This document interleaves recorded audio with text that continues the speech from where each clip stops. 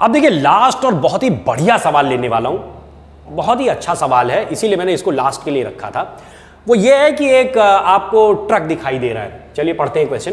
The rear side of a truck is open and a box of 40 kg mass is placed 5 metre away from the open end as shown in the figure. आपको एक यहां पे box दिख रहा है, ये open and से यानी इधर से पीछे की तरफ से जो है ये इसकी डिस्टेंस बता दी गई है कि ये डिस्टेंस जो है यहां से लेके यहां तक की, जहां से ये आगे गिर सकता है अगर इसके पीछे गया तो। हाँ, तो ये जो मास दिया, ये इसकी डिस्टेंस दे दी गई, कितनी दी गई आपको 5 मीटर, है ना, इज 5 मीटर। ये डिस्टेंस आपको गिवन है 5 मीटर। कहते क्या है कि the coefficient of friction between the box and the surface below is 0.15। यहां पे जो कोएफिशिएंट ऑफ फ्रिक्शन दिया गया ये 0.15 दे दिया गया है। आगे कहते हैं कि on the straight road the truck starts from rest and accelerates with 2 metre per second square. ये ट्रक जो है आगे की तरफ स्टार्ट करके निकलता है और इसका जो एक्सीलरेशन दिया जा रहा है, this acceleration is given to be 2 metre per second square, ऐसा दिया जा रहा है, 2 मीटर पर सेकेंड स्क्वायर।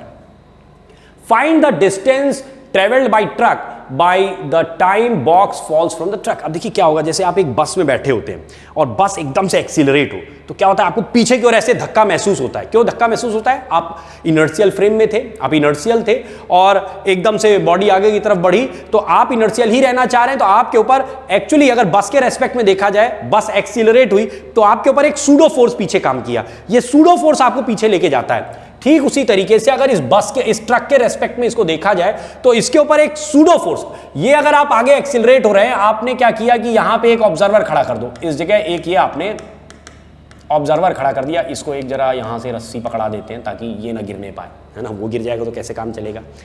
तो वो आपका खड़ा है और वो ऑब्जर्व करके आपको रिपोर्टिंग कर रहा है। क्या हुआ कि ट्रक एकदम से आगे की तरफ बढ़ा तो इस 40 kg के ब्लॉक के ऊपर एक सूडो फोर्स पीछे की तरफ काम करेगा और ये इसको पीछे ले जाएगा।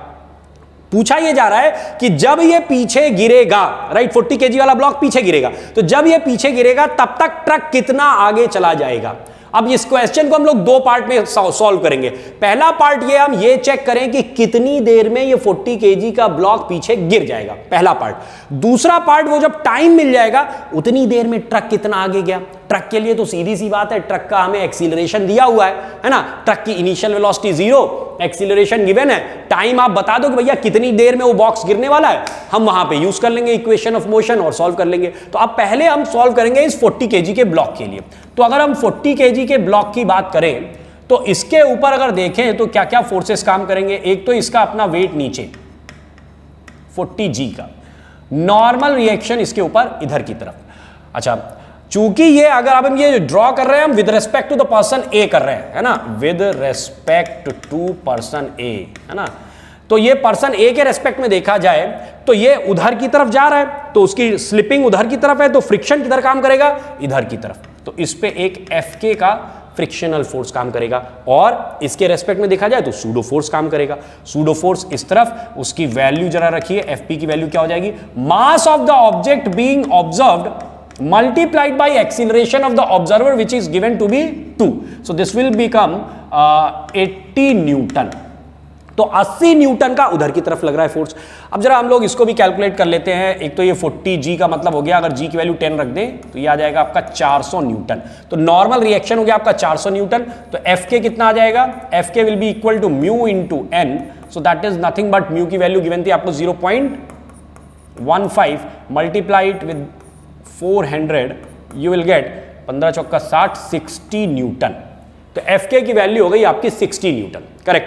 तो अब इस बॉक्स के ऊपर 80 न्यूटन का फोर्स उधर लगा हुआ है, 60 न्यूटन का फोर्स इधर लगा हुआ है, नेट में 20 न्यूटन का उधर की ओर फोर्स हो गया। तो आप एक्सीलरेशन निकाल सकते हैं, क्या हो जाएगा, 80 minus 60 is equal to mass of the object multiplied by इसका एक्सीलरेशन, समथिंग मैं A2 कह देता हूं कि ये जो है A2 के एक्सीलरेशन से इधर जा रहा है और A2 को मैं जरा लिख दूं, A2 is what, it is the acceleration of box with respect to the person capital A, है ना। तो ये आ जाएगा A2 आपका, देखिए ये हो जाएगा 20/40, तो A2 आ गया आपका 20/40 means ½ metre per second square.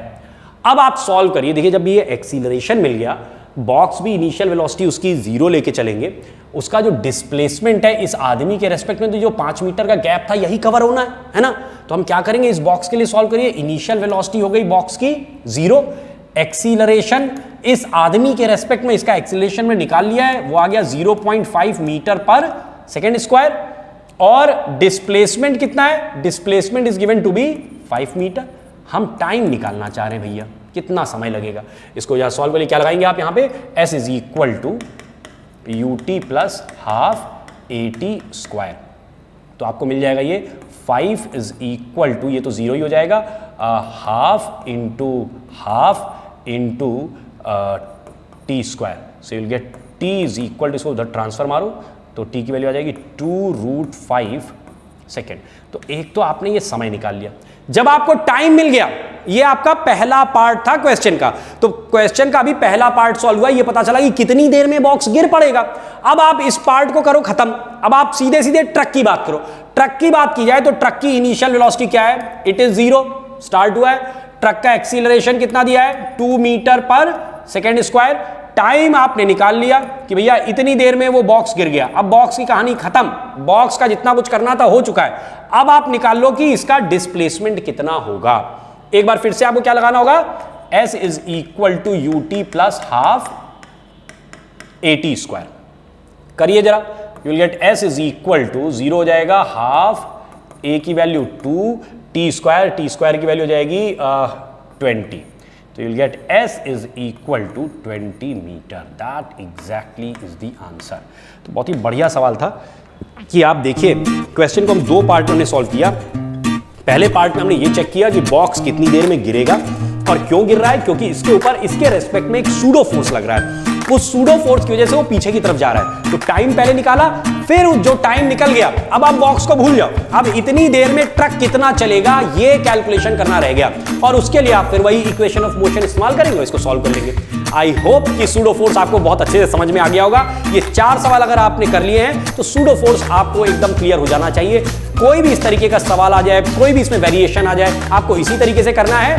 Mass of the object being observed, ध्यान रखना है, mass of the object being observed multiplied by acceleration of the observer. ये मैग्नीट्यूड हो गया, और डायरेक्शन क्या हो गई, opposite to the direction of acceleration of the observer. ऐसे ही लैंग्वेज में इसको याद रखिए, जहां जरूरत पड़े लगाओ जयराम जी की।